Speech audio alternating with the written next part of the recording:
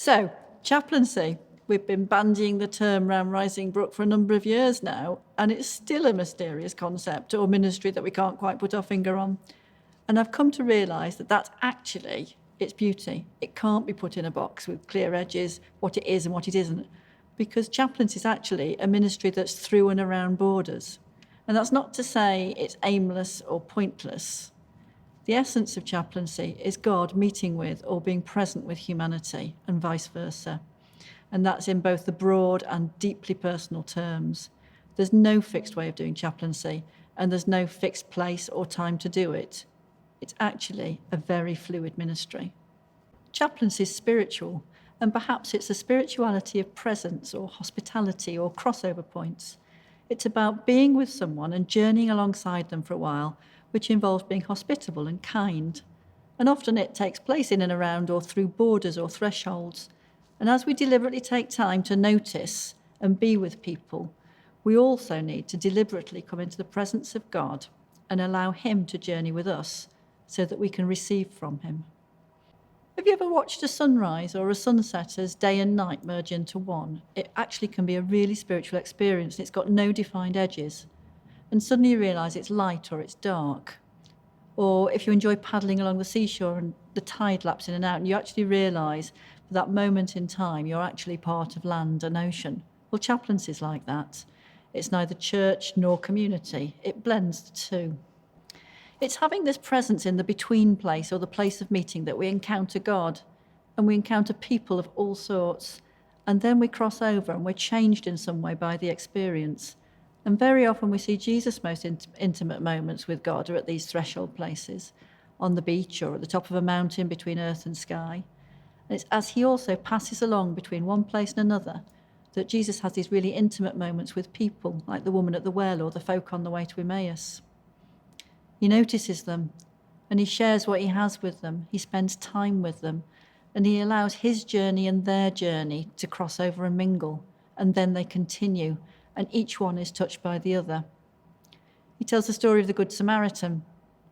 It's a story of passing along a road, of noticing, reacting, journeying, and hospitality, and moving on. We know in our own lives, if we've ever waved off somebody at a railway station, it can be really significant to both the passenger and the person left behind on the platform. And we often mark crossover points in life with anticipation and preparation and celebration, because crossover points change lives.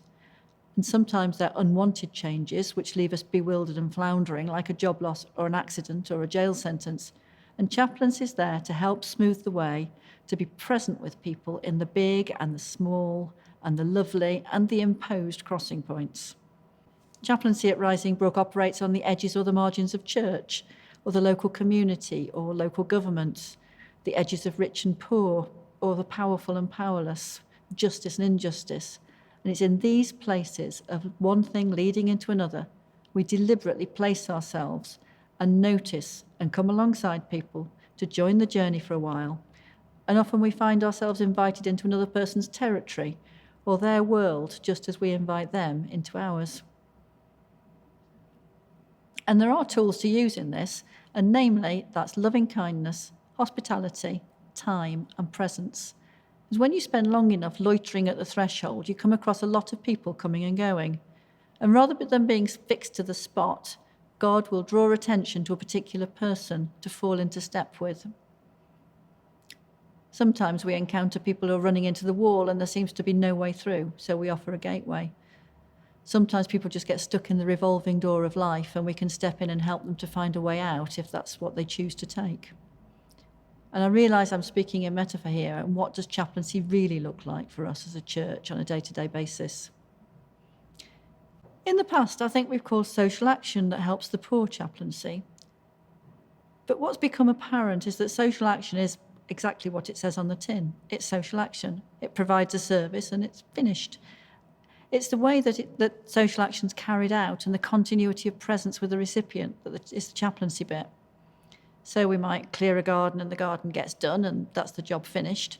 However, it's when we notice the person whose garden it is and we have a flask of tea with them and we chat about life and we take interest in who they are and see if they need any extra further help or some companionship for a while.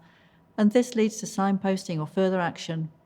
We can share our knowledge and support, and we learn more about them and they learn about us, and we journey together. We're present with them until we can wave farewell and they can continue without us. We can carry out social action in the mode of chaplaincy, just as in chaplaincy we can roll up our sleeves and come alongside to help out. And the two are closely linked, but they're not the same. But all the time we stay in close step with God.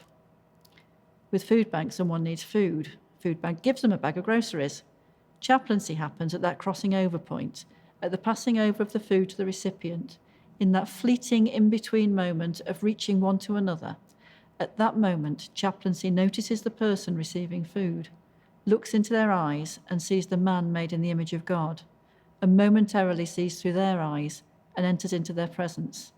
And sometimes this can lead to listening and praying, or practical help and sharing or friendship. It's an opportunity for the divine and humanity to encounter one another. It may be very fleeting, thank you for coming along, or it can be the beginning of a journey. Sometimes I've glibly referred to chaplaincy as wandering around being nice to people, and it can look like that at surface level.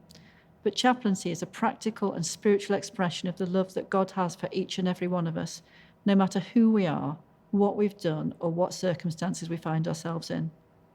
And perhaps that's why we may find ourselves more often with those that society finds it difficult to love, and those who can't love themselves or feel rejected. Because at the root of chaplaincy, it's love and acceptance, and a heart to open that up for another person to receive. Can't be forced on anyone, but made available for them through the way we live alongside them for a while, as they pass through our ministries and we share our lives, each with each other. So our chaplaincy centres are threshold places in the local community. They're places of welcome and hospitality, where we can look purposefully at what and who's passing through, and we can sit with them or walk with them or signpost them. Chaplaincy lovingly and kindly comes alongside to signpost services, our cafes, our ministries, our meetings and our walks with people across the threshold towards their next destination. It helps to carry the load, and it shares what it has, and it's in no hurry.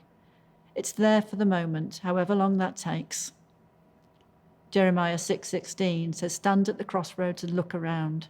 Ask for the old godly way and walk in it. Travel its path, and you'll find rest for your souls."